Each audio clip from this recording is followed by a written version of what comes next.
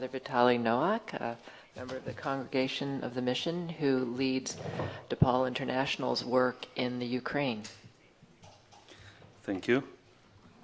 Welcome. I'm going to talk like a member of this family, a child of this family, to the Vincentians, and I was very stressed before I came here. I was like when people asked me to share, and I said I'm not academic to do the pictures or analysis how it looks like the IDP people who are internally displaced in Ukraine, but I wanted just to share what we as a Vincentian family are doing and how we are facing this and what we learn from the situation that happened in Ukraine. Like the war on the eastern part of Ukraine started 4 years ago, 2014, and yesterday I was all the time in the news because we pronounced in our country military state because of Russia aggression again, and so it is the problem that I never think that happened to us.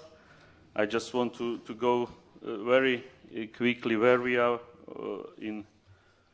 where is Ukraine in the world.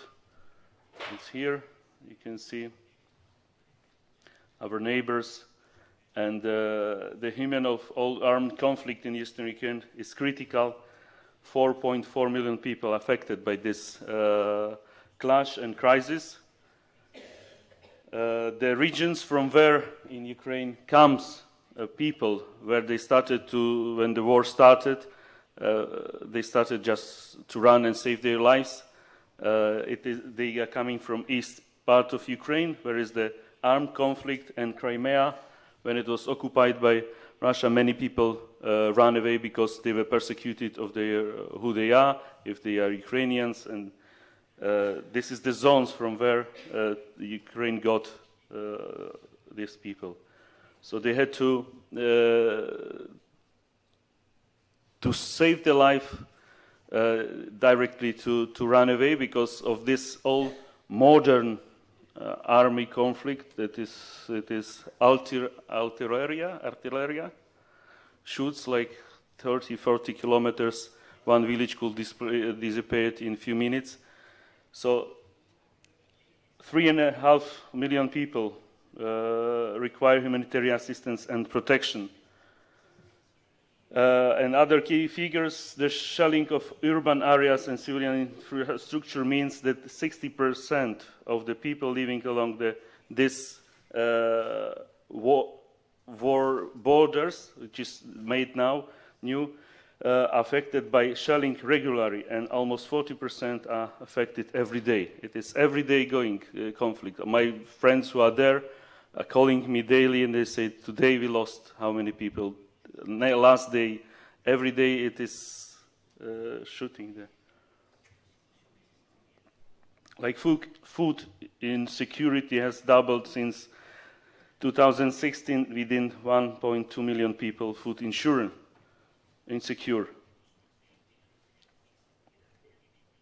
And 4 years into the crisis, millions of people, including 1.6 million internal displaced persons, half of whom are the elderly.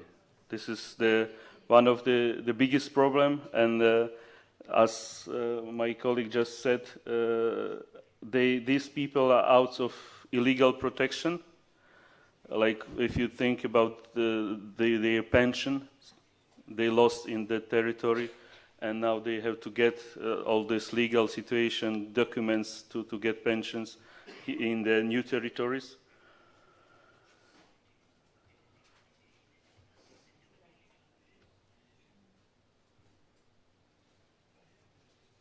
Today, this crisis and humanitarian crisis in eastern Ukraine is protracted and complex, whilst the response is severely underfunded and largely forgotten by the international community.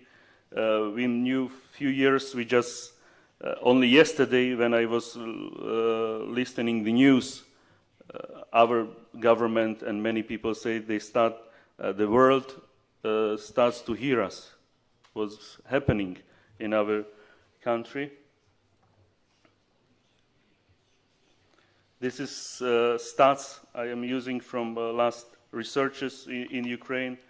You can see numbers like 30% of these people are elderly, 60 women and children, all people who are affected in Ukraine, in the Europe as well. Water needs, like you can see, and 40,000 houses were damaged, completely destroyed by the army conflict, and 60% of IDPs struggle to afford rising costs of rent and utilities. When I was listening yesterday, our colleagues from Lebanon, and today the problem are the same. If there is an armed conflict, IDPs, people who have to leave their homes, they have the same problems as I see in every country. One thing that there is a hot in Ukraine is very cold. Now people are frozen and not able to heat their homes, and new shelters where they get. And to this whole situation that's happened, I was like thinking where we are as Vincentians in front of this crisis, in front of all these people. It has to be, for us, what we learned, emergency, very emergent response. And we, for example, the first days, we accepted 40 families from Donbas to our projects in Kharkiv, but our costs ran very quickly. We were not prepared to take care about them. Reserve for 30%. But what was very important to us as a Vincentian family, and especially Depaul, that because we existed there, we already created in the last 10 years a net of Depaul's projects and presence. It was the main platform where we can accept, listen to people, and try to help how it was possible outside of our budgets, of our resources that we have. So this is Depaul Ukraine organization that was founded 10 years ago in Ukraine. And as I see that, what is the most important for us here, Vincentian family, when I look to the Bob Melanie here, I think that you created this term, phrase. Even the Vincentian family was born 400 years ago. But you started to use this frame. Our Gregory Gay, who was Father General as well, he introduced us to each other. And I think today, why we are here, Tomasz and all our meeting is about what we can do together. And when this issue raised 10 years ago in Ukraine, when I found first street children and we were trying to respond to help them, it was Vincentian family who came together and gave birth to Depaul. You know, Daughters of Charity, who was the first nurse who she came and said, I am going with you. AIC volunteers who came here. And they say, yes, we are going. And it was me and we started to serve street children. Then all our projects started to grow, prisons, outreach, shelters. And in 10 years, we built in 3 biggest cities of Ukraine the net and the foundations for this crisis to help not only homeless people, but those people who are in need. And it were points when people from Donbas started to come to Ukraine to run from the war zone. They could find at least some help, at least some points where we can react to their actual need. So we have shelter in Kiev and Odessa South, where the most IDPs people came and were looking for help. For example, I had one, as our colleague said, it is everything about individuals. One Larissa, one lady, she ran from Lugansk. She became our client very soon because there she was a teacher. She became our member of our staff, social worker. But she was living in our premises of day center with homeless people. She couldn't manage this. She returned back. When she returned back to this war zone, her house was destroyed. She came back to our project, but she couldn't overleave it, all these problems, because there was no home for her. She couldn't find, with her salary, with all our support, we just could provide her a room in our shelter. So she got heart attack and died. And many people like her, she was a pensioner. They had, when I compare this, their destinies, when we face them daily, our homeless people, but people who ran away from, they were working. They were teachers, they were directors, they were acting a very successful people. In one day they lost everything. And to find themselves again, for them I said it is about justice. We will be not happy to feed them, but we have to do and to. So because of this structure, it was built as Depaul, and together as a Vincentian family, we could find the ways to create this net. In all these projects, we were able to accept and help IDP people.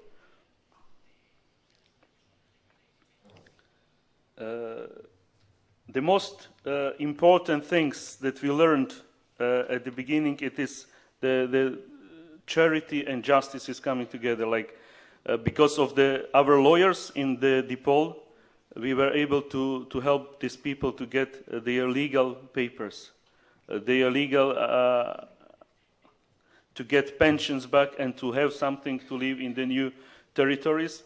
And the key, very key fundamental issues that we learned and still learning with these people when we meet them, it is what they need, psychological help to start again to live, to live their life. Doesn't matter where and how, but this wish to live. And if I think that this is here, all Vincentian family is involved because they need this tete-a-tete meetings, like to touch and say, we are here, you are not alone.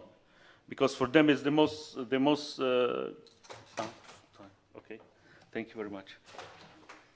Another thing that when I was asking and talking before I came here with those people, what was the most important for you, it is faith and religion community. We as a Vincentian family, we can and we have to provide this care. Doesn't matter, like many times I ask, what religion you are. You are Orthodox, I know Orthodox priests who can come and serve you. You are Protestant, Evangelical, or Jewish, go and direct these people. We can be, again, these points who refer people to when they have the biggest need. And one Natasha who said one of the biggest power she found, it was in the religion, in her community, when they find the same community on the new territory. And sense of community as well, when to give them platform on which these new people who came between us on the new territories, to give this platform where they can organize themselves.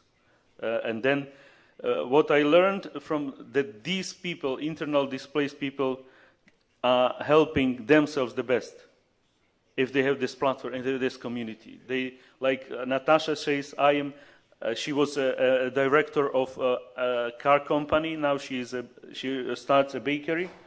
And she said, one of my friends started a kindergarten to take care about our children. We created our kindergarten, others created a school, and we can work and get money to survive. And the most, what we learned, it is ashamed, poor, when St. Vincent knew these people. He was visiting houses to give money, that they living on the streets. We see that most of the people, IDPs people, they are like ashamed poor. They are ashamed to ask and beg for help. And what Daughters of Charity doing here, they are going and visiting these people, bringing food, bringing money to pay their rents. And there are many people in that way.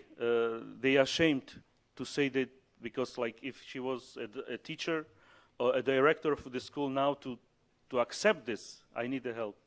So what Daughters of Charity, these home visitations, what they practice daily, and it is invisible, but it's the most effective help, because if they will not help them in their houses they rent, these people will be in our projects for homeless people on the streets.